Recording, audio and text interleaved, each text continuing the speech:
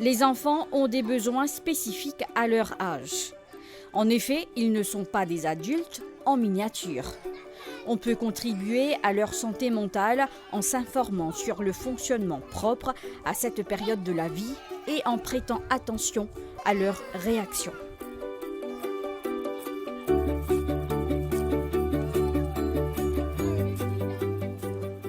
De nombreuses personnes sont susceptibles de contribuer à la santé mentale d'un enfant. Tous les adultes qui participent à son éducation peuvent agir à la maison comme à l'école. Les parents et la famille sont les premiers concernés.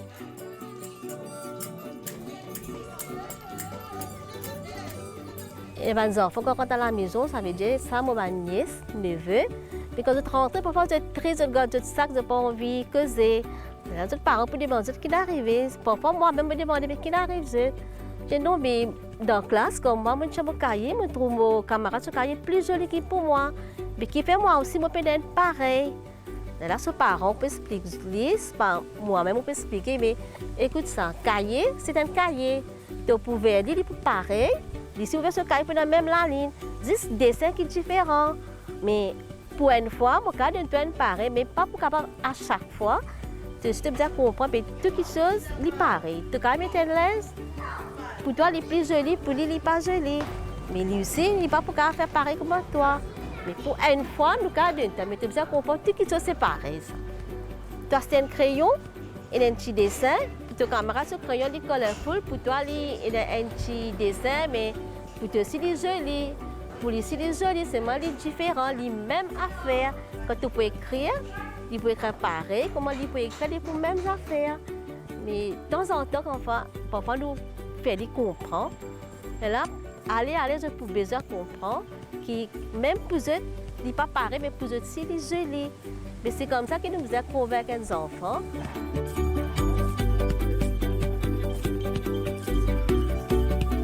De façon générale, on peut contribuer à une santé mentale satisfaisante chez un enfant en lui permettant de développer une estime de soi, de bénéficier d'un sentiment de sécurité, d'être en relation avec les autres ou encore d'évoluer dans un environnement respectueux des droits des enfants.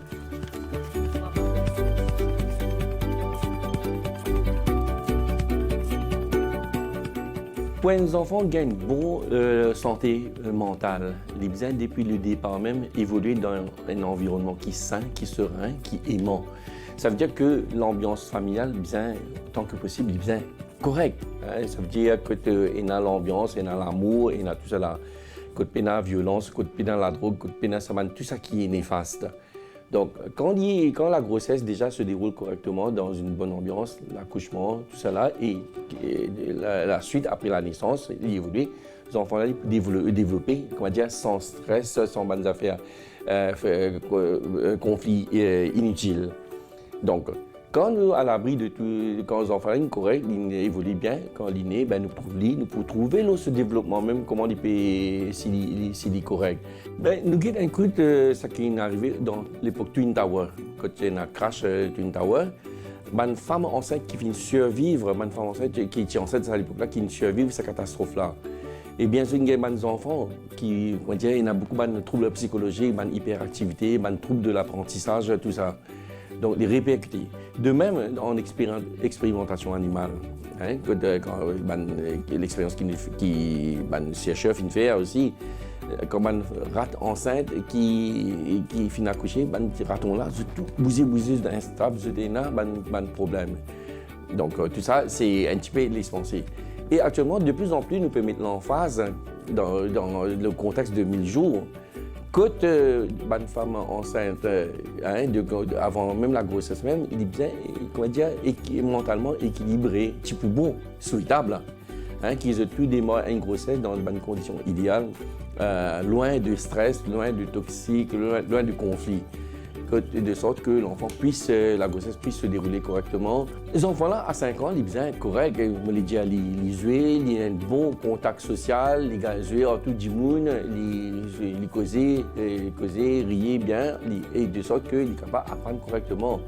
S'ils peuvent vivre dans une situation de conflit, quand ils sont stressés lui-même, se concentration plus le apporter le ban affaires conflit le ban tracas qui peut gagner le ban vécu douloureux qui peut entre sur l'esprit. Donc tout ça il est capable entrave sur l'apprentissage, sur le développement, sur la santé mentale ultérieure.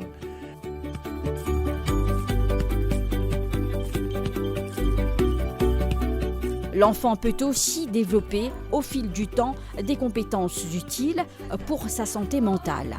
Ainsi, il ou elle peut apprendre à identifier, comprendre et faire face à ses émotions. Oser parler de ce que l'on ressent permet d'alerter les adultes et de trouver de l'aide lorsque l'on se sent mal.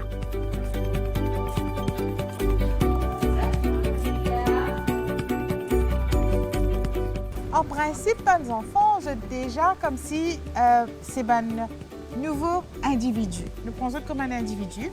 Donc, c'est une nouvelle entité.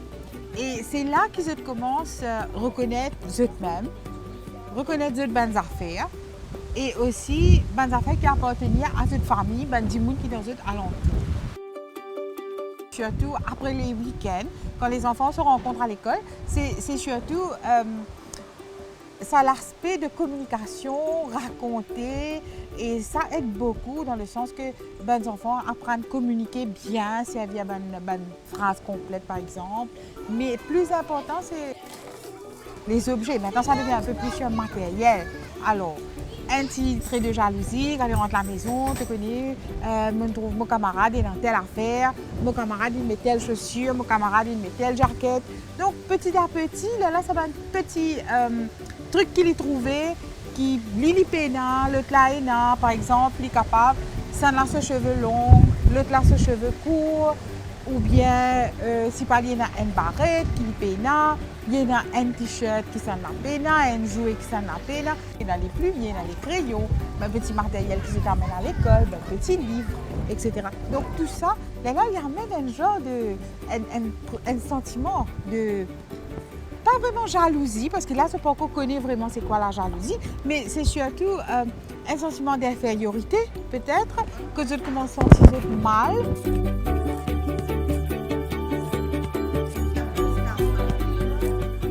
Par la suite, ça peut créer une frustration. C'est-à-dire, de temps en temps, ce qui est bien important dans les familles, c'est le dialogue, okay? Qui est bien manqué en ce moment, pendant l'heure du dîner, à table, que les parents demandent aux enfants qui peuvent passer, les enfants viennent exprimer, que les enfants, tu peux faire beaucoup de coloriage, peinture, des dessins, que tu peux exprimer.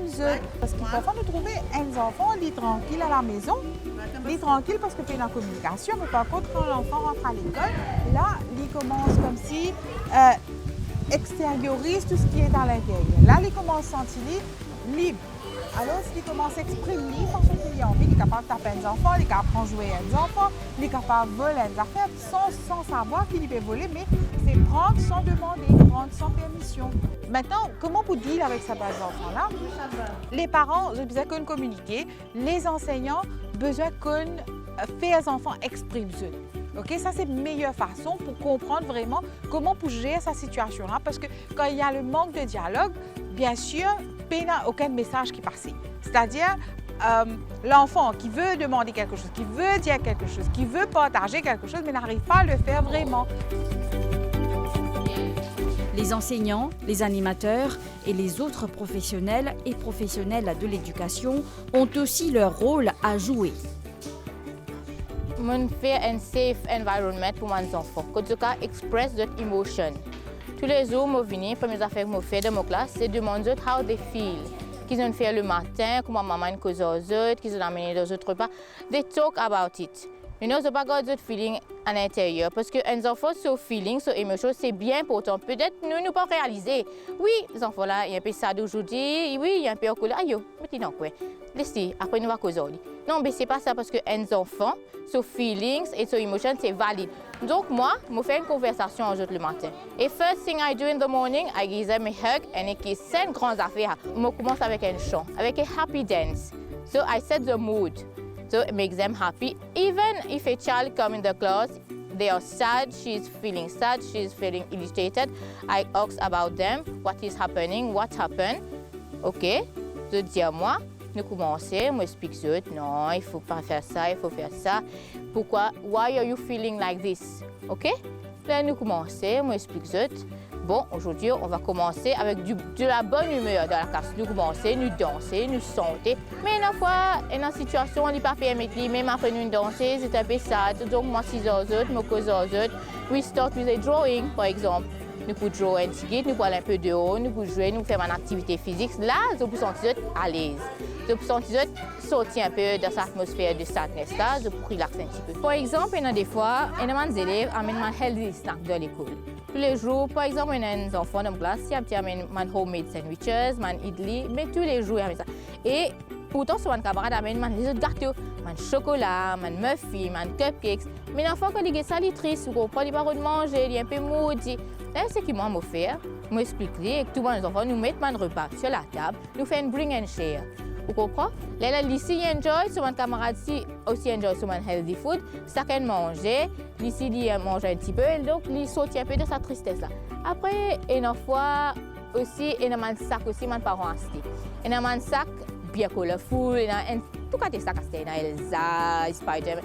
Mais là, il y a un enfant, il y a un sac qui est pénant, coulé, pénant, une seule couleur, mais c'est un peu triste. Je focus sur ce sac-là même.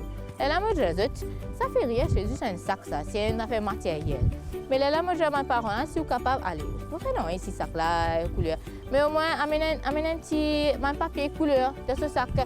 Pour les contents, de faire couleur. Les enfants contents de faire couleur. Ils ne sont pas contents de faire 10 white, de faire 10 noir. Donc, moi, je dis, amenez un petit drawing book de ce sac, mettez un petit reading book de ce sac. Comme ça, les gars sortent un peu et arrêtent de penser un peu ce sac plus joli, parce que c'est juste un matériel. Ça aussi, vous faites moment des enfants comprendre. C'est juste matériel, ça. Ce qu'il y a à l'intérieur de sac, c'est plus important.